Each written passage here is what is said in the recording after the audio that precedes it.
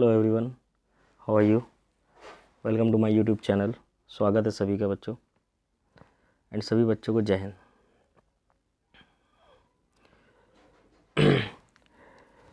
बच्चों, आज जैसे कि प्रैक्टिस सेशन हम लोगों ने स्टार्ट किया था, वैसे हमने ये सोचा था कि अल्टरनेट हम लोग देंगे एक दूसरे को, लेकिन थोड़ा सा काम की व्यस्तता की वजह से नहीं हो पाया। ठीक है, लेकिन आगे कोशिश रहेगी कि कुछ वीडियोस हम लोग रेगुलर कर लें। ठीक है, तो आज वैसे तो हम लोग ने प्रेपोजिशन को मतलब प्रैक्टिस हम लोग कर रहे थे, लेकिन फिर मैंने सोचा कि थोड़ा सा टाइप भी चेंज होना चाहिए। प्रेपोजिशन का मतलब नेक्स्ट जो वीडियो होगा हमारा वो प्रेपोजिशन का ही होगा। ठीक है, तो हमने टाइम एंड टेंस के कुछ क्वेश्चंस लेके आए हैं जो कि काफ़ी इंपॉर्टेंट है और पेपर में अक्सर रिपीट होते रहते हैं, चाहे वो एनडीए, बैंक, एसएससी में, किसी में भी, एयरफोर्स में भी स्पेशली आते हैं। ठीक है, तो आप लोग अपना एंजॉय करें, देखें और इसको शेयर भी करें। तो चलिए आइए, फाइंड द कॉमन एरर्स। अभी हम लोग कॉमन एरर्स पढ़ रहे हैं, फिर हम लोग फिल द ब्लैंक्स भी पढ़ेंगे। ठीक, तो it is high time the government takes effective steps against malaria. ठीक है, अब एक बात आप लोग को याद रखनी पड़ेगी कि जो इट इज़ टाइम, ठीक है। अब अगर आप लोग कॉपी पेन लेकर के बैठे हैं तो आप लोग नोट भी कर लें।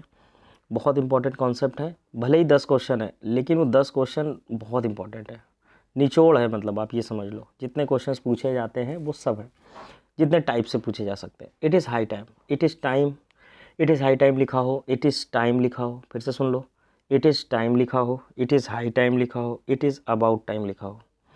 इनसे जो बनने वाली जो दूसरा सेंटेंस होता है इनके बाद, वो हमेशा पास्ट इंडेफिनिट में बनाया जाता है। टुक लिख दो यहाँ पर, टेक का सेकेंड फॉर्म टुक। फिर से सुन लो, it is high time, it is time, it is about time से के बाद जो बनने वाला दूसरा सेंटेंस होता है वो हमेशा पास्ट इंडेफिनिट में ही बनाया जाता है। आई थिंक ये बात आपने नोट भी कर ली होगी, समझ भी ली होगी। ठीक है, इस पॉइंट को याद रखिएगा, फिल इन द ब्लैंक्स में भी काम आता है। ठीक, चलो आगे देखते हैं। Had he told me earlier, had he told me earlier. अब बेटा ये देखो, कंडीशनल सेंटेंस का क्वेश्चन है।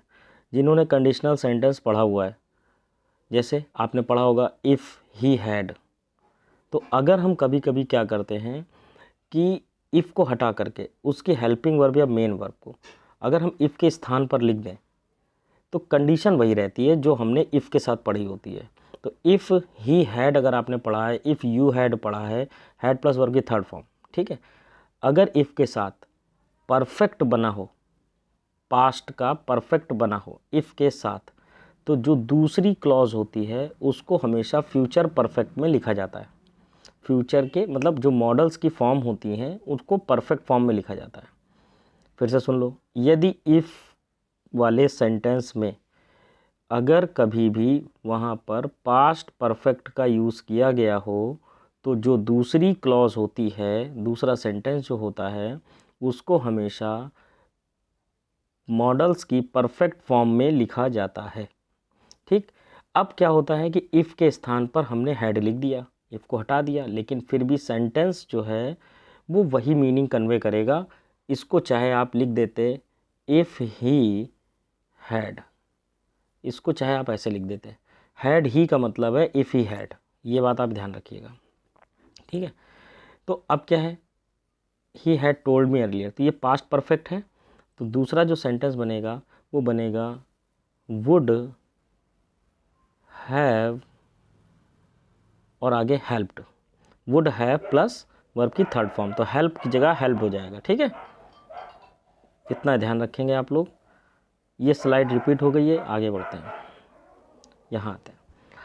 I wish I am the richest person. I wish का मतलब काश, काश मैं अमीर व्यक्ति होता, पर्सन होता in the whole wide world. ये एक इमेजिनेशन नहीं लग रहा है, एक इमेजिनेशन है ये। इमेजिनेशन किस चीज़ का है, आई विश। जब भी इमेजिन करते हैं हम प्रेजेंट में, देखो विश से सेंटेंस क्लियर हो रहा है कि ये बिल्कुल प्रेजेंट है। प्रेजेंट में अगर हम कभी भी विश करें, ठीक है, तो उस कंडीशन में जो आने वाला जो दूसरा सेंटेंस होता है वो वर्ब की सेकंड फॉर्म में बनाया जाता है, मतलब पास्ट परफेक्ट में बनाया जाता है। बोलो बात समझ में आ रही है? सॉरी, पास्ट परफेक्ट कह रहे हैं, पास्ट इंडेफिनिट मतलब वर्ब की सेकंड फॉर्म में। तो एम यहाँ पर जो वर्ब है, बी वर्ब, इसकी जो सेकंड फॉर्म होगी वो होगी वर। ये बात याद रखना, सेकंड फॉर्म होगी वर। तो ये सेंटेंस बन जाएगा इफ़ मतलब I wish I were the richest person, क्योंकि ये इमेजिनेशन वाले सेंटेंस हैं। इमेजिनेशन वाले सेंटेंस हमेशा पास्ट में ही बनाए जाते हैं। अगर प्रेजेंट में इमेजिन किया है तो पास्ट इंडेफिनिट में बनाइए वर्ब की सेकंड फॉर्म में। और ये भी बात समझ लेना, अगर मान लो यहाँ पर विश की जगह विश्ड लिखा होता, ठीक, तो सेंटेंस बन जाता आई हैड बीन। अब यहाँ से ये चीज़ क्लियर होती है कि अगर इमेजिनेशन पास्ट का होगा, इमेजिनेशन कहाँ का होगा, पास्ट का, तो सेंटेंस जो दूसरा आगे वाला जो सेंटेंस होगा वो हमेशा बनेगा पास्ट के परफेक्ट में, मतलब पास्ट में ही रहता है। प्रेजेंट का इमेजिनेशन होगा तो पास्ट इंडेफिनिट में, पास्ट का इमेजिनेशन होगा तो किस में बनेगा बेटा, परफेक्ट में बनेगा, पास्ट के। बोलो इतनी बात समझ में आ गई। ये सारी चीज़ें जो मैं बोल रहा हूँ इसको नोट कर लीजिएगा बेटा, बहुत हेल्प करेगी आगे आने वाले दूसरे सेंटेंसेस में जब हम लोग इसके दूसरे स्लाइड कर रहे होंगे, क्योंकि ये तो रेगुलर चलने वाला काम है, ठीक है, ये सब काम आएगा। बाय द टाइम, अब यहाँ पर आप समझिए, by the time we got our tickets and enter the cinema. भैया उसने क्या किया, टिकट खरीदा और सिनेमा के अंदर जब एंटर हुआ सिनेमा थिएटर में तो शो वॉज ऑलरेडी बिगन। इसका मतलब ये हुआ कि ये कंडीशन पहले हुई है और ये सारी कंडीशन हुई है बाद में, ठीक। जब पास्ट में दो घटनाएं हों और एक कंडीशन पहले हो चुकी हो तो उसको हमेशा परफेक्ट में बनाना चाहिए। तो यहाँ हैड की जगह वॉज की जगह लिखो हैड ऑलरेडी बिगन, और ऑलरेडी वाला सेंटेंस वैसे भी परफेक्ट में बनाया जाता है, क्योंकि बात यहाँ पर पास्ट की हो रही है, इसलिए सेंटेंस आपका पास्ट के परफेक्ट में बन जाएगा। तो बाय द टाइम, अब देखो मोटी मोटी बात ऐसे समझ लो कि बाय द टाइम के साथ अगर पास्ट यूज़ किया जाए, बाय द टाइम वाला सेंटेंस अगर पास्ट में यूज़ किया जाए तो जो दूसरा सेंटेंस होगा, दूसरा जैसे ये सेंटेंस लिखा हुआ है, दूसरा सेंटेंस जैसे ये लिखा हुआ है दूसरा सेंटेंस, तो वो हमेशा हैड प्लस V3 में बनाया जाता है। बाय द टाइम के साथ वाला सेंटेंस अगर पास्ट इंडेफिनिट में है तो जो दूसरा सेंटेंस होगा उसको हमेशा पास्ट परफेक्ट में बनाना चाहिए। ये बात ध्यान रख, नोट कर लेना। इसके बाद में देखो एक कंडीशन यहाँ पर बाय द टाइम से रिलेटेड और है। अब मान के चलो अगर यहाँ पर सेंटेंस गॉट की जगह गेट लिखा होता तो प्रेजेंट हो जाता, तो ये वाला जो सेंटेंस था ये सेंटेंस बन जाता आपका विल हैव और शैल हैव में, मतलब शैल हैव लगा दो चाहे विल हैव लगा दो, प्लस वर्ब की थर्ड फॉर्म। अगर बाय द टाइम के साथ प्रेजेंट यूज़ किया जाए तो जो दूसरा सेंटेंस होगा उसको हमेशा फ्यूचर के परफेक्ट में ही बनाया जाता है। ये दोनों पॉइंट आप बड़े अच्छे से नोट कर लेना, बहुत इंपॉर्टेंट है। और अगर वीडियो अच्छे लग रहे हैं तो कमेंट ज़रूर करो, लाइक ज़रूर करो। इससे कहीं ना कहीं हम लोग में एनकरेजमेंट हम लोग को मिलती है कि हाँ हम लोग सही काम कर रहे हैं, ठीक है। उम्मीद तो हम लोग यही करते हैं बेटा कि हम लोग हमेशा अच्छे से अच्छा काम करें, आप लोग को बेनिफिट्स पहुंचाएं जितना हो सके, जितना भी हमारे पास समय है, ठीक है। तो अगर ऐसा कुछ है तो आप एक काम करो कि आप अपना भी काम करते रहो, हम अपना काम कर रहे हैं, हमें अप्रिसिएशन मिलेगा, हमें अच्छा लगेगा। बोलो बात समझ में आ रही है। और इसको शेयर भी करो अपने दोस्तों को, फेसबुक व्हाट्सअप अपने जो भी स्टेटस वगैरह सब जगह लगाओ और इसको जितना ज़्यादा से ज़्यादा पहुँचा सको, ठीक है। मुझे जहाँ तक दूसरों तक पहुँचा सको, जितने लोगों तक पहुँचा सको, बस इतना ही मैं तुमसे मांगता हूँ। ना मैं तुमसे कोई फ़ीस ले रहा हूँ इस कंडीशन के लिए, ना कुछ, मुझे लोगों तक पहुँचाओ, यही काम है। चलो आगे देखते हैं। Find the common errors. अब देखो क्या है, अवर वेदास एंड उपनिषद। अच्छा आपने वेद और उपनिषद के बारे में तो पढ़ा ही होगा, सुना ही होगा। Asked us to read the path of honesty. Veda हैं, उपनिषद हैं। अच्छा जो भी बातें वेद और उपनिषद में कही गई हैं वो बातें सिर्फ पास्ट तक तो रह नहीं गई, वो बातें आज भी मानी जाती हैं और हमें लगता है कि आने वाले समय तक जब तक ये दुनिया है तब तक सब माना जाएगा। जब कोई ऐसी घटना जो पास्ट में भी मानी जाती हो, प्रेजेंट में भी मानी जाती हो और हमेशा फ्यूचर तक मानी जाएगी, तो ऐसी सिचुएशन के लिए हमेशा प्रेजेंट इंडेफिनिट का प्रयोग किया करो, प्रेजेंट इंडेफिनिट। और ये सारी बातें फैक्ट होती हैं, तो जो भी फैक्ट हो, सत्य हो, सच हो, यूनिवर्सल ट्रूथ हो, और साइंस ने जो कभी प्रूफ कर दिया है और वो हमेशा माना जाएगा, ऐसी जो सिचुएशंस होती हैं प्रेजेंट इंडेफिनिट में यूज़ किया करो हमेशा। ठीक, जैसे गीता में मान लो कुछ लिखा है, भगवत गीता, उसमें कुछ लिखा हुआ है, तो जो भी चीज़ें हैं वो प्रेजेंट इंडेफिनिट में ही बनाई जाएंगी। ठीक है, भले कहीं कभी भी गई हो, उससे कोई फ़र्क नहीं पड़ता। आगे जाते हैं। I was thinking if I could do anything to help. ठीक है, आई वॉज थिंकिंग नहीं होता, क्या हो जाएगा, आई थॉट। ठीक, I thought I could do anything to help. ठीक, तो थिंक है, नो है, लव है, लाइक है, हेट है, सीम है, फील है, हेयर है, सी है, ऐसे बहुत सारी स्टेटिव वर्ब्स होती हैं जो कि हमारी इंद्रियों से रिलेटेड होती हैं। तो इन वर्ब्स के साथ आईएनजी फॉर्म का यूज़ कभी नहीं किया जाता। एक ऐसी वर्ब जो जिनमें एक्शन होते हुए आप अपनी आँखों से नहीं देख सकते। फिर से सुन लो, कुछ ऐसी वर्ब्स जिनको होते हुए आप अपनी आँखों से नहीं देख सकते, उनमें आईएनजी फॉर्म का प्रयोग कभी मत किया करो।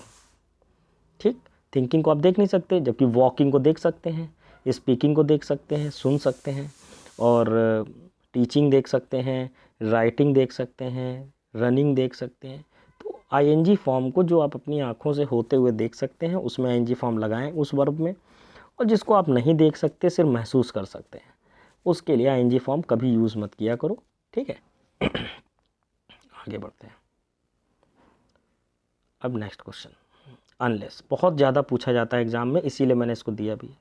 अनलेस, इफ़ के स्थान पर ऐसे बहुत से कंजंक्शन हैं जो प्रयोग किए जाते हैं, जैसे अनलेस हो गया, अनटिल हो गया, व्हेन हो गया, वाइल हो गया, after, before, as long as soon as, provided, in case, बहुत सारे वर्ब्स, बहुत सारे कंजंक्शन होते हैं, ये इनको सबऑर्डिनेट कंजंक्शन बोलते हैं। ठीक है, तो इनके साथ कभी भी मॉडल्स का प्रयोग नहीं किया जाता है।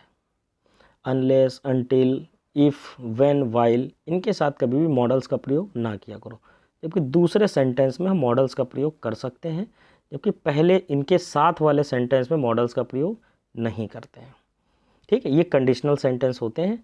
कंडीशनल सेंटेंस में एक सेंटेंस आपका किसी भी टेंस में हो सकता है सिवाय मॉडल्स को छोड़ करके, जबकि दूसरा सेंटेंस सिर्फ और सिर्फ मॉडल्स में होता है।